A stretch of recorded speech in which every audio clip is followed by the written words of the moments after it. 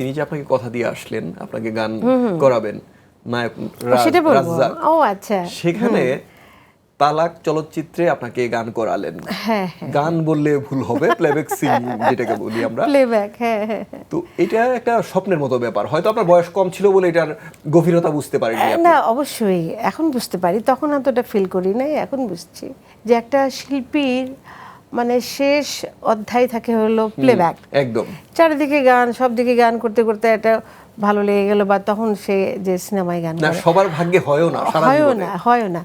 আবার মানে আমার ব্যাপারটা একটু ভিন্ন, আমার ইনটাই ছিল প্লেব্যাক দিয়ে।